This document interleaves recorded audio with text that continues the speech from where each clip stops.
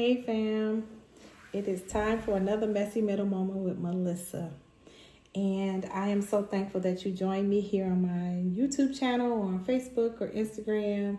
My YouTube channel is Pressing Forward, and I'm so excited for all who have joined me on this journey as we continue to look more and more like Christ together. The messy middle moment for today is based off of timing is everything. That's right, timing is everything. In the midst of my journey to becoming what I've asked God to be, which is a wife, also to be an entrepreneur, I am working on several projects for books and business ideas and so on and so forth. But the one thing that I am focusing on right now more than anything is allowing God to work through things in my heart, because the time is coming where I may meet my spouse. And the reason why I say that, and this is not an obsession type of thing, so I hope you all don't really get that. And I shouldn't even have to say that disclaimer. So even if you think that, y'all, I'm going to be real, I don't. Really, it's been a long time. I literally have been waiting on a promise 26 years plus, I think. It's been a long time. And I understand why it had to be a long time, because timing is everything. Everything. So based off of this is going to be based off Ecclesiastes chapter 3, verses 1 through 8, the Message version, and it reads: There's an opportune time to do things, a right time for everything on the earth. A right time for birth and another for death, a right time to plant and another to reap, a right time to kill and another to heal. A right time to destroy and another to construct, a right time to cry and another to laugh, a right time to lament and another to cheer, a right time to make love and another to abstain, a right time to embrace and another to part. A right time to search and another to count your losses. A right time to hold on and another to let go.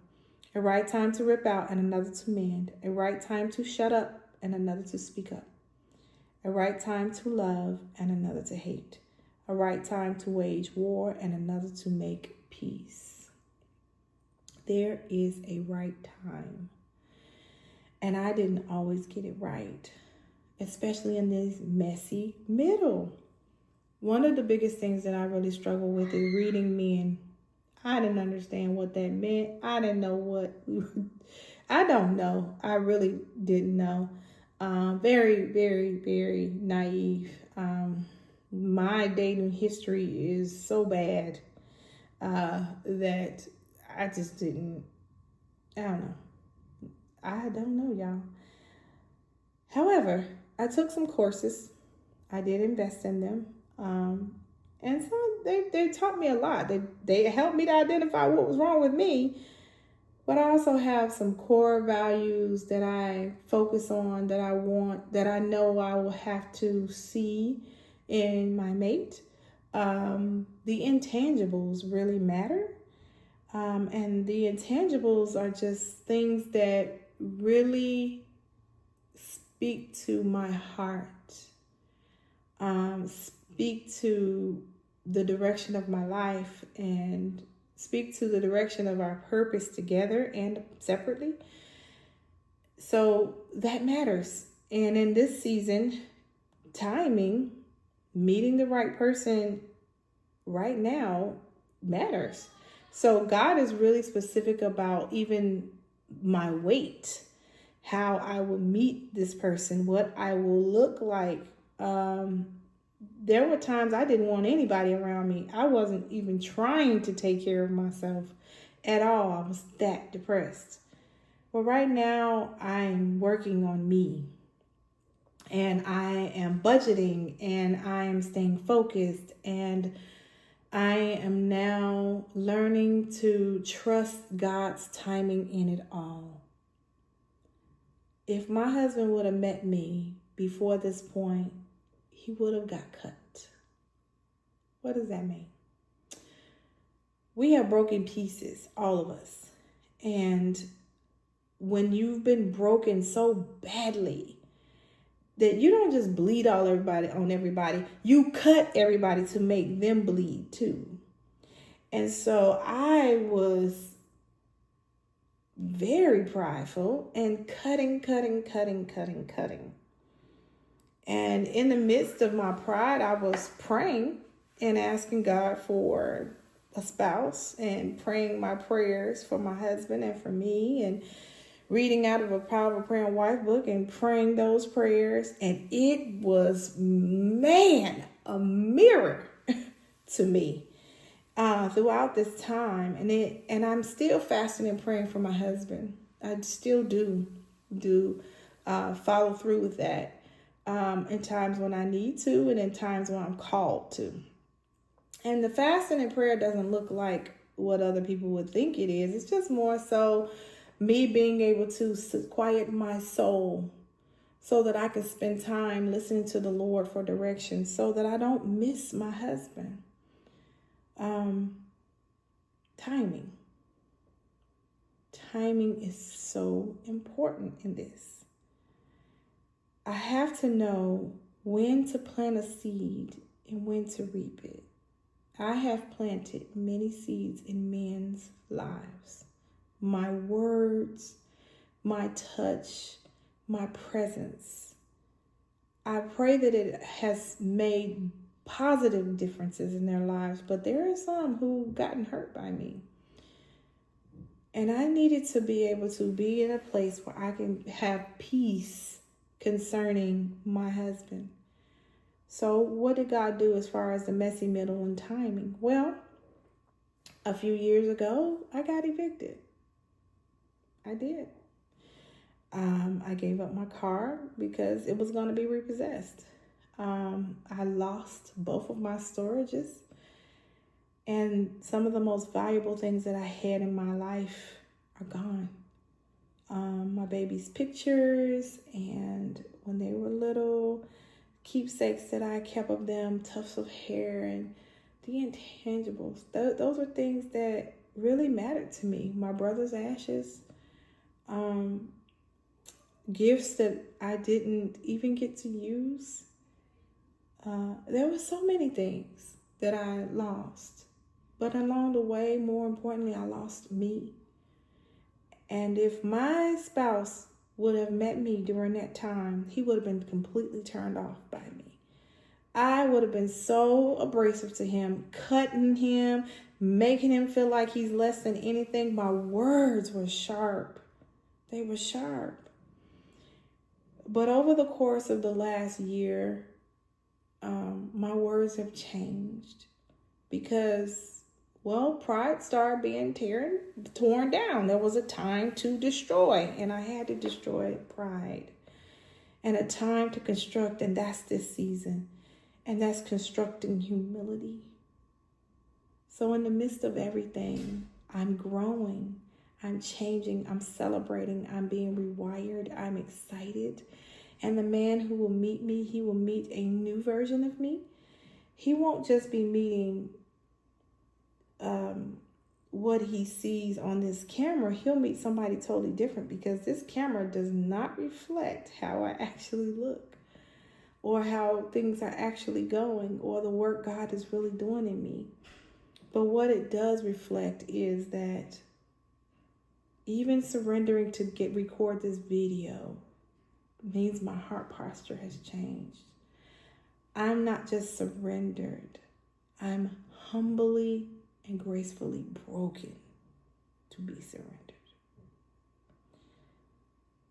This is not my time to lament as much anymore. It's getting less and less, and soon it'll be my time to cheer. I'm looking forward to the time where I am able to embrace. Right now, this is a time to part from things and people that can't go into the new season and embrace what's coming. It's my time to search. And soon I'll count my losses again. I did have a time of holding on, But this is the time to let go. I have a time where God said, shut up. And there are some things I still have to shut up about. But then there's another time to speak. And this is the time when my voice must go on the earth to encourage you and all who are around you. That in the messy middle, God does his best work. This is the part where you get to see someone who's on this road and they're going through some things. And there are going to be some days I'm sitting on here crying. And there are going to be some days where you're going to see me mad. But most of the time, you'll see me trusting God. Not most, all of it. So in the messy middle moment of timing is everything, please know, in order to understand timing, you have to be in your word. I ask God for the gift, like the sons of Issachar, to know the seasons. So important. And in this season, there are a lot of things I can't say, but I am planting, and soon I will reap it. I don't know why this dropped on my spirit, but to my future spouse who may be watching this video now or in the future, understand, as your wife, I'm doing the work because you're worth the work. You're my knight in shining armor, and every investment I have taken to make me better for me, it inspired me to become better for you. You are my gift. You are my joy. You are my hope. And I am thankful for the lessons that I've had to learn to tear down the pride. And even if you offend me or you might fail in some areas, just know I met you at the right time. I met you at the right time.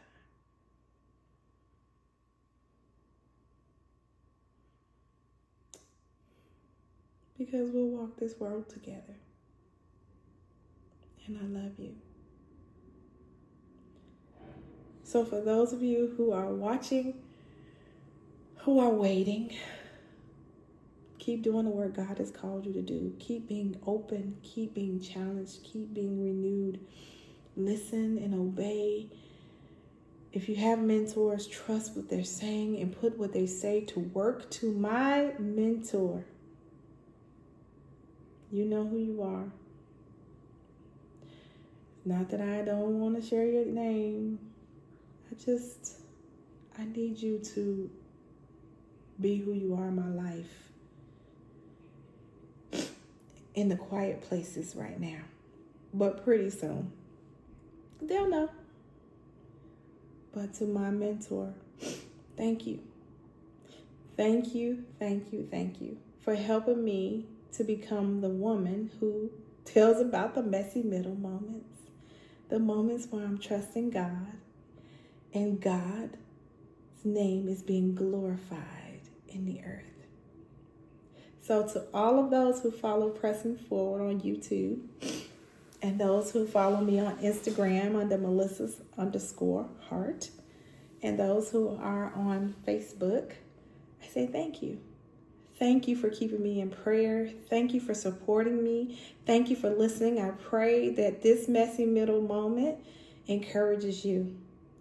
And until the next messy middle moment, I'm going to leave this simple prayer.